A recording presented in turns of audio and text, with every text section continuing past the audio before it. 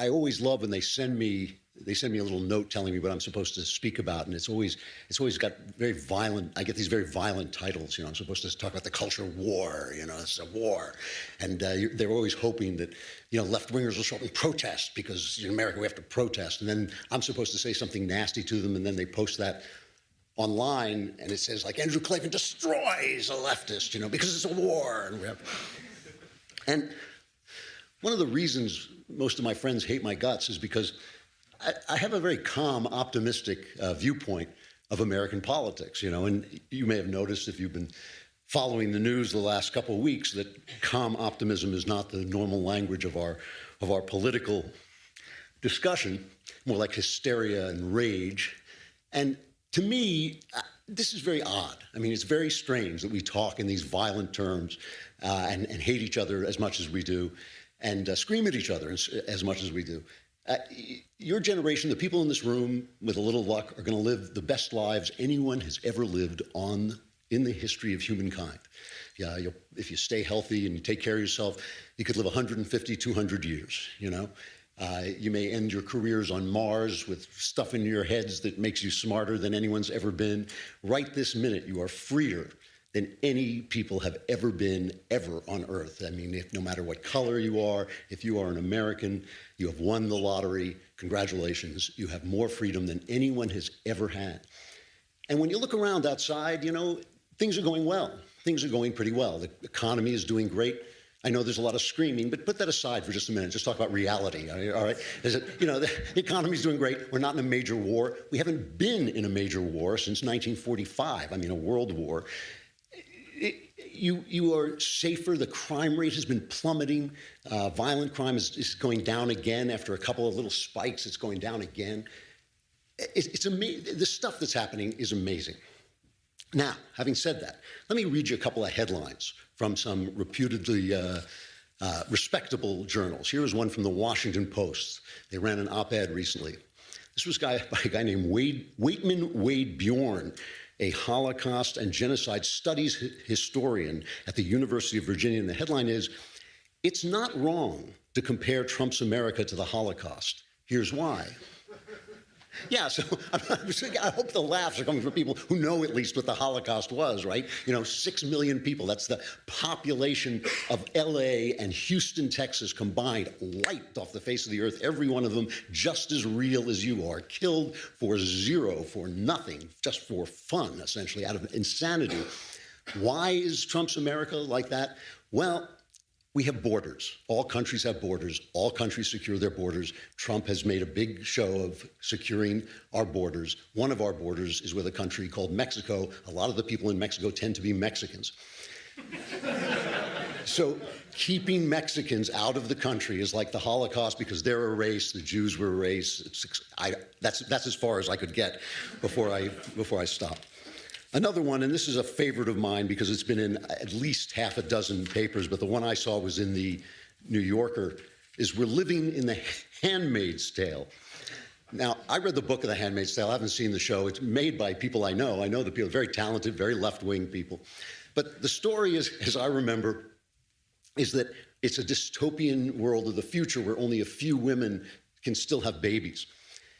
So these women are forced to have sex with elite men and bear their children.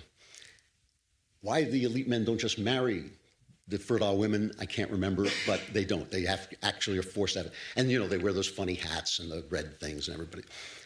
So this is in the New Yorker.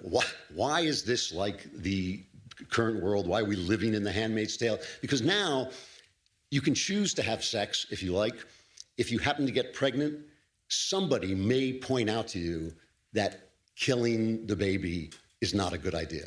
So that's why it's the Handmaid's Tale, okay? And what I love about this is it's in the New Yorker, I don't know if you know who reads the New Yorker. My wife reads the New Yorker. Very well-to-do, sophisticated ladies, who have had really wonderful lives read the New Yorker. So I can picture them sitting out on Martha's Vineyard, with the skinny margarita, and the vape, going, "Yes, darling, it's like the Handmaid's Tale. I can't stand it, So why? Why is it that we're having this kind of conversation? This is like, and we do it on the right too. I want to be fair. We do it on the right. I know basically every famous right-wing commentator alive. I've met at least every famous. Here are some things they told me. I won't tell you who, but people you know, famous people, really smart people. These are some things they said to me when Obama was president.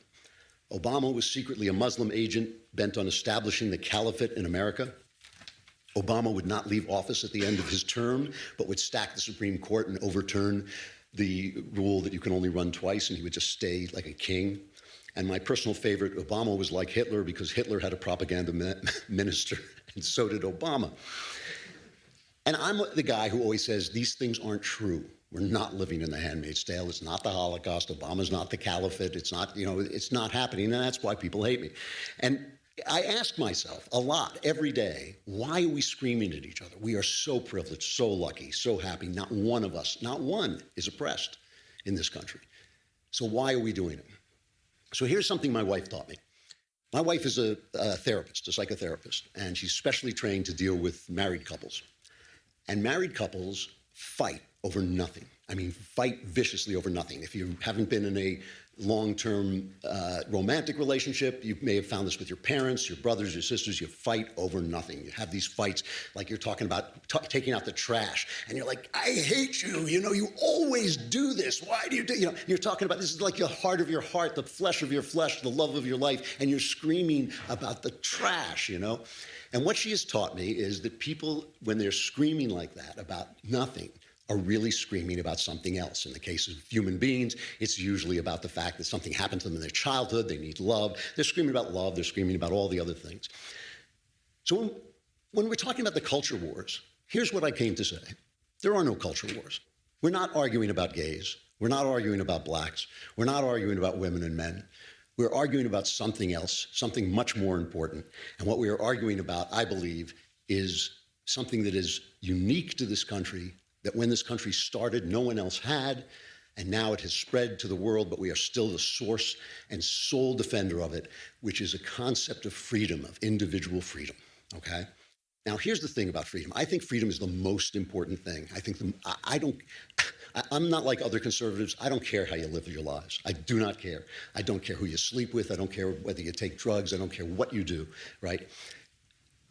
I'm older and wiser than you are, which is not true of everybody. Some people are just older than you are. I am older and also wiser than you are. And I am here to tell you that some of those lifestyles are going to screw you up. But the important word in that is you. When they screw you up, I'm going to be sitting in Hollywood drinking a Chardonnay with the love of my life. Do what you want. I really don't care. But freedom is urgent, even if it hurts you, because the most important thing about you is who you are, what you were made to be, what your capacities are, what your opinions are, what your ideas are. And here are two things about freedom that you may not know. One is that people do not want to be free. George W. Bush used to say, every man in his heart, every person in his heart wants to be free. And I used to think, you're a Christian. Don't you read the Bible? I mean, I don't know how many of you read the Bible, but if you read the Bible, the Jews are slaves in Egypt. They're being whipped. They're being beaten. Moses comes with God on his shoulder, starts performing miracles. I mean, frogs are dropping out of the sky. The river's turning to blood. Children are dying. Finally, Pharaoh says, all right, get out. The people are free. They're let go. The sea opens up in front of them. They cross the sea. They're out. The army, Pharaoh changes his mind. The army, the biggest army on earth, comes after them. The sea closes over them, wipes them out. They're free. 2 days later, they're in the desert, and they're hungry, and they come to Moses and say, why did you take us out of Egypt? We had food in Egypt. We had water in Egypt. We want to go back to Egypt. People do not want to be free. They want to be safe. They want to be safe, and they want you to take care of their problems. They're like, this is true of everybody. They're like adolescents. The adolescent says, I want to drive the car. I'm big enough to drive the car, crashes the car. Who's going to pay for the car? Dad, right? And it's the same thing. Whenever I hear leftists all the time saying, why aren't you paying for, my birth control? And I thought, you make your decisions, you pay for your birth control. You do what you want, but pay for it. People don't want to be free. And the other thing is, people don't want you to be free. They want to control you. They want to tell you what to think. They want to tell you what to do, and especially people in power. People love power. They get their hands on power. They want to use power. So those are the problems. Those are the problems that the people who founded this country were facing. They had read history. They knew all this was true, okay? They built a machine. The machine is the Constitution. I don't know if any of you have ever played the game Mousetrap. The Constitution is like a gizmo for keeping freedom alive, even though some people don't want it and other people want to take it, okay? That is the whole point of the Constitution. That is all it is. It is a machine for keeping freedom alive. And the way they do it is they put different power centers in different places, right? They have the Senate fighting with the president. They have the president fighting with the House. They have the Supreme Court supposedly being the referee of the whole fight. But most importantly, they have a battle between the states and the federal government. They give power to the states. And the Constitution, the way the Constitution works, and people do not know this, they don't teach it to you anymore, but it is true, the Constitution is supposed to be a list of the powers that the federal government has. If it's not on the list, they don't have the power. So you know we have a First Amendment. The First Amendment says they can't pass a law abridging your freedom of speech. Many of the founders didn't want a First Amendment because they said it's not on the list. They don't have the power to regulate speech. It ain't on the list. They can't do it. Why tell them they shouldn't do it? It might give them ideas, okay? James Madison, who wrote the Bill of Rights, actually started off in that position to some degree, but ultimately he was convinced that people want power so much that even if it ain't on the list, they will come after your freedom of speech. He was right. They will, okay? So this is why I'm a conservative and not a leftist. I believe in your freedom. I believe in that gizmo that was created to preserve your freedom. The left, increasingly for the past 100 years, has not. And this is not a secret, and this is not me slandering the opponent. You know, Woodrow Wilson said he was called the first anti-constitutional president. He said the executive, the president, should be as powerful as he can imagine himself to be. He said it's ridiculous. It is ridiculous in this complex modern age to have a government at war with itself, which was the Constitution, right? This is the progressive argument and has been for 100 years. Life has gotten too complex for you to be free. It has to be run by experts. Franklin Roosevelt said it. He said this is a document from the horse and buggy days. That's what he said. Barack Obama used to say, I wish I could lock myself in a room with the experts and just solve all the problems, but the Constitution gets in my way, which if you've ever seen the way experts solve problems is a funny line. But all right. So that's what we're talking about. When we talk about gays, when we talk about women, when we talk about all the things that are the culture war, when we fight about them and we have these vicious, vicious fights, we're really talking about whether the Constitution is going to work. One side is for it, the right, one side is against it. Why don't they just come out and say we're against the Constitution? Because if they come to you and say, by the way, we're taking your freedom away, that's not going to work, all right? So here is the thing. The government right now is run by Republicans. In a few years, it'll be run by Democrats. It goes back and forth. But every vehicle of communication is dominated by the left, every single one. And I've worked in a lot of them. I have been a reporter. I've been a reporter in radio. I've been a reporter in newspapers. I have been a Hollywood screenwriter. I have been a published novelist. All of these places are dominated by the left. And the left creates the conversation we are having, okay? 7% of American journalists, 7% identify as Republicans. 28%, 4 times as many, identify as Democrats. The rest are Democrats and are lying, okay? I have worked in these places. I am telling you, they are all Democrats.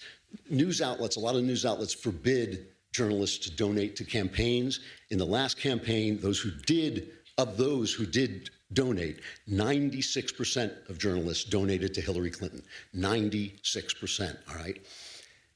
In this Kavanaugh foofara, the Supreme Court thing, 4% of the coverage in the mainstream media went to Kavanaugh's side of the story. 96% to the other side, all right? 92% of the coverage of Donald Trump has been negative. Trump is a divisive character, but let's face it, 50-50, not, you know, something like that, 92% of it has been negative.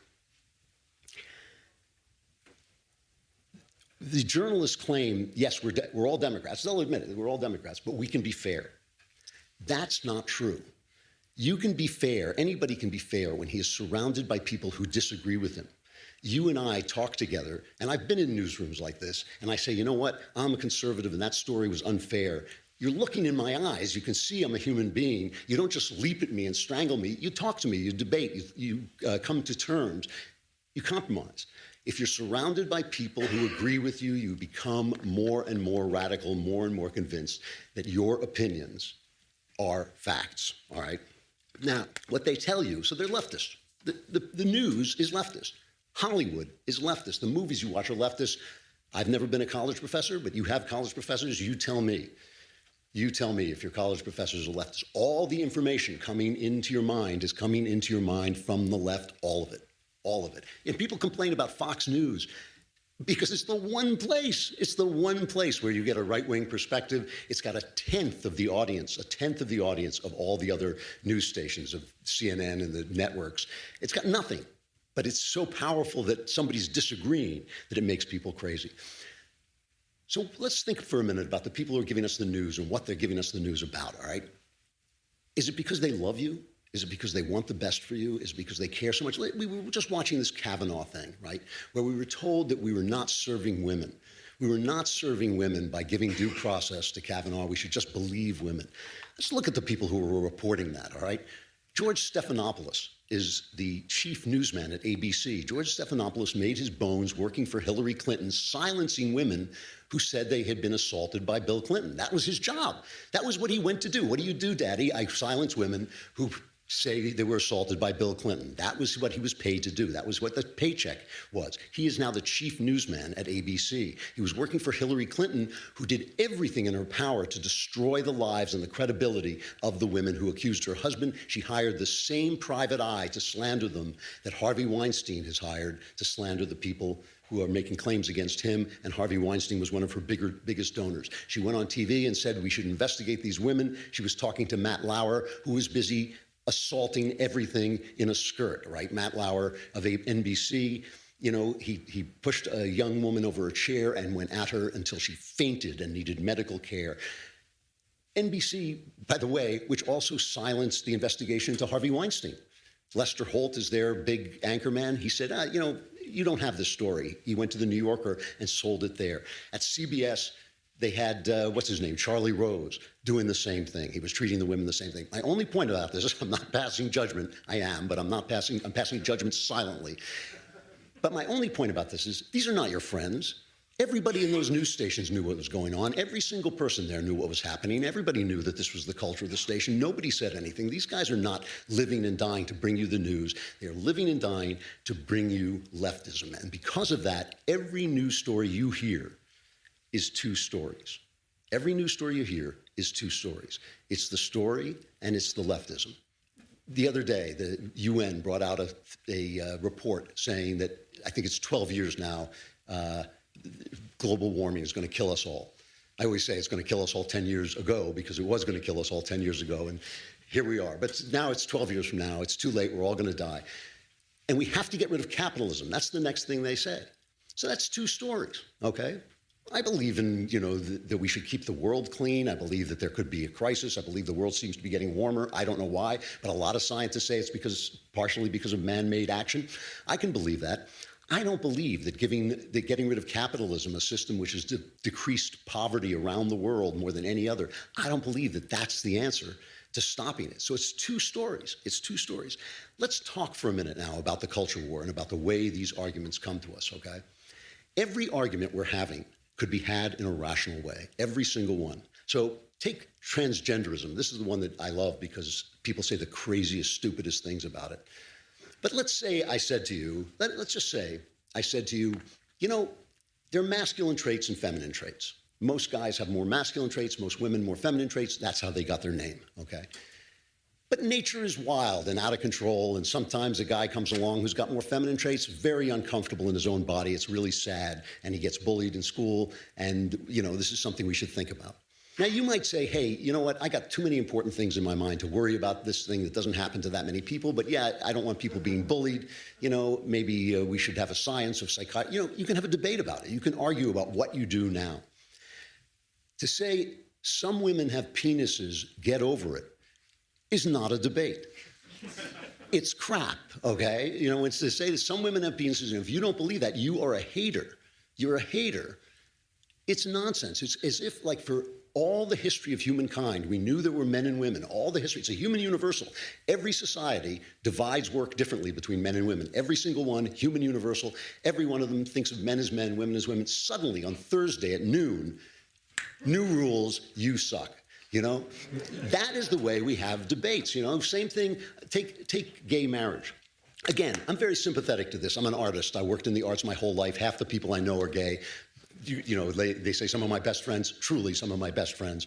You know, I couldn't care, again, I couldn't care less how people live. If they want to get married, great. I mean, that seems to be actually kind of a positive thing. Let's have that debate. Gay people have been oppressed. They've been hated. It's time to bring them into society.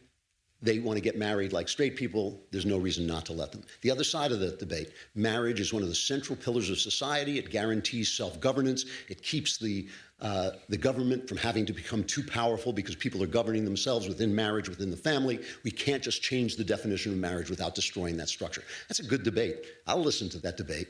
But, you know, gay rights, or you're a hater, or you're a hater. I mean, this is something for 2,000 years people thought was a sin that dare not speak its name, and suddenly Thursday, 12 o'clock, bingo, you stink because you don't believe this. That's the way we have debates. So let me try and get across what I think is buried in that argument. That is the argument the left is selling you. The left is selling you. They did it with Kavanaugh. I mean, just an incredible piece of propagandistic insanity, all right? I don't know what happened, what Kavanaugh has done or not done. Not knowing is one of the wisest things you can do, okay? Socrates was called the wisest man in the world because he knew nothing. That was why Socrates was the wisest man in the world, because he knew nothing. When you don't know, you don't know. And that's the reason we have due process. That's the reason due process is a fancy word, but all due process means is that the law treats you fairly. It cannot come and take your property. It can't come and take your life. It can't come and take your freedom without a trial, without proof, without evidence. And all the benefit is with the accused. Why? Why is it all with the accused? Because the accused is the one who is in danger of a mighty, unstoppable power, the government, taking away everything he has. I know the person who has been harmed has had horrible things happen to him, but as a famous British jurist said, better 100, I'm not sure I've got the quite exactly right, it was something like, better 100 people go free than a single innocent man be convicted. And that's, you know, that goes back, that is in Western jurisprudence back to the Bible. When God wanted to destroy Sodom and Gomorrah, Abraham said to him, if there are 10 people there, will you let all the guilty people go? And God said, yeah, if you can find 10 people, don't worry about it. But still, he was willing to let the evil live if he meant saving 10 innocent people. So when a woman accused Kavanaugh, this massive machine for selling leftism told us that all women's stories were being told. Here's the New York Times headline, watching her speak for us all. Is she speaking for us all? Is she speaking for anyone but herself in that situation? Let's put it another way. How many people do you think don't believe in America? We're talking about good people of goodwill, intelligent people of goodwill. How many people do you think don't believe women get attacked? I'll give you an estimate. None. Everybody knows women get attacked and are treated badly in workplaces and get terribly assaulted by bad guys. We all know that.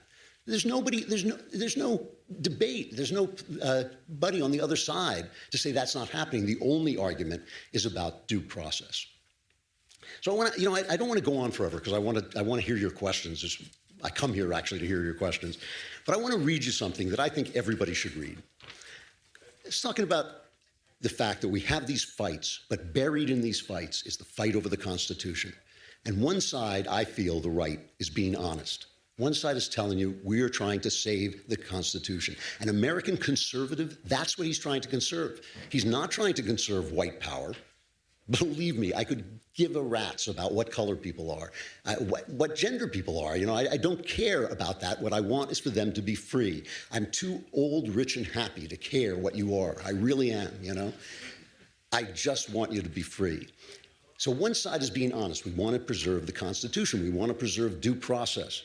And the other side is telling us, this woman is speaking for us all, is telling us, oh, you're a hater if you don't like gay marriage. Oh, you're nuts if you don't think a woman can have a penis.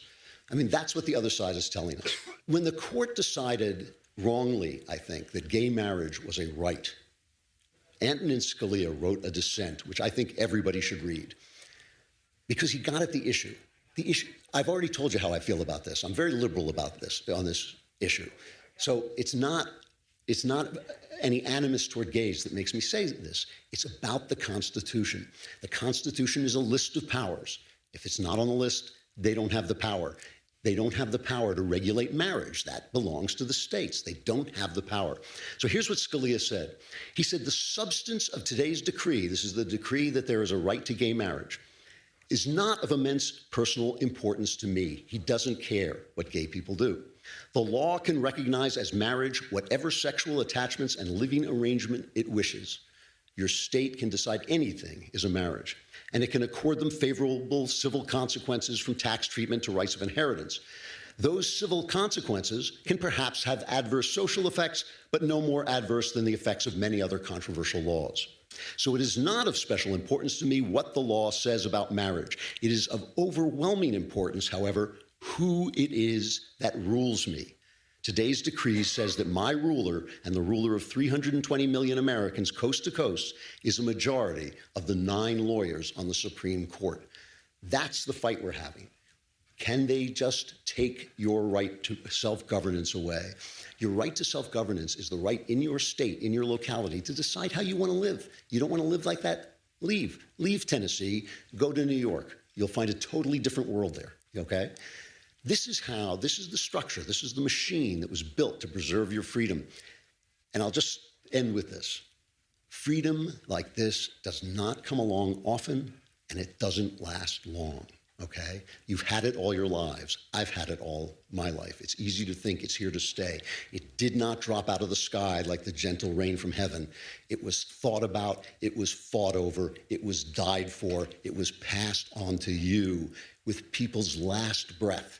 Okay, it was given to you with people's last breath. It lasted in Greece for maybe 200-300 years. It lasted in Rome for maybe 200-300 years. The British, from the Glorious Revolution to World War I, maybe 300-200 plus years. We've been going here for 200 plus years. Okay, it's getting old. It's fragile. It's dangerous. Hold on to it. Don't let it go. Don't let them make you hysterical. Don't let them divert you with other arguments. We are talking about the Constitution. We are talking about freedom. And that is the only culture war that is going on. Thanks very much.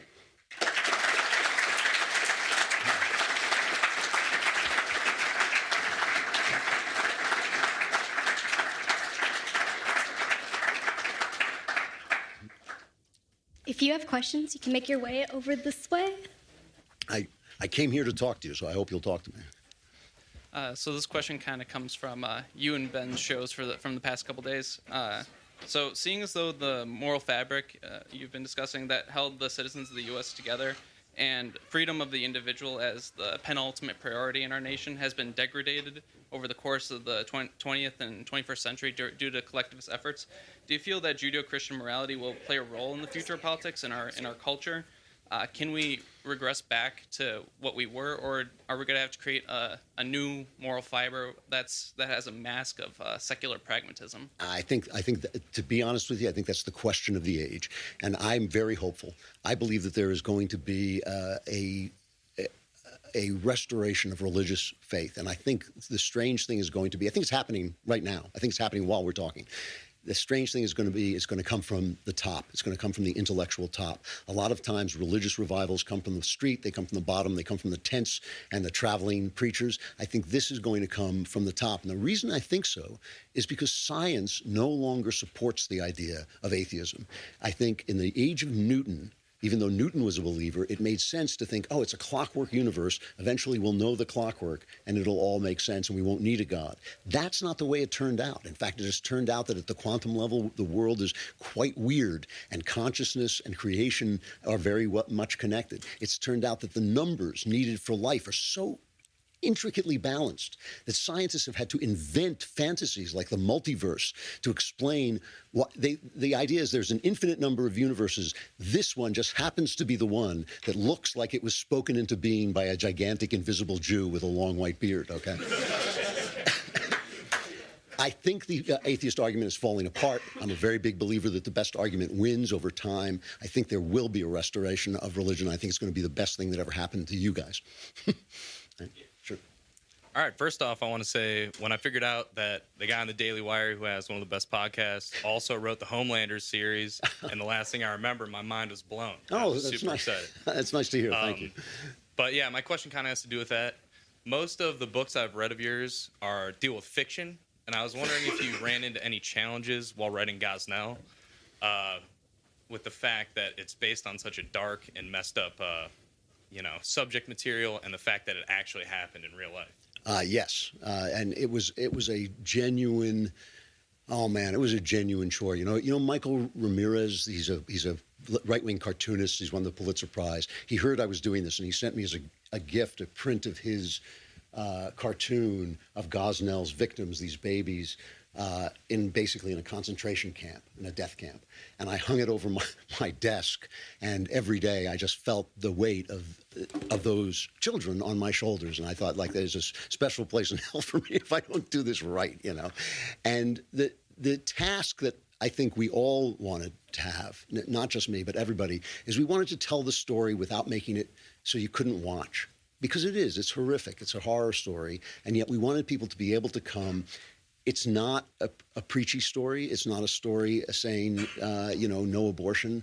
This is bad. It's a story about the fact that this guy was the most prolific serial killer in American history, and nobody would cover the story.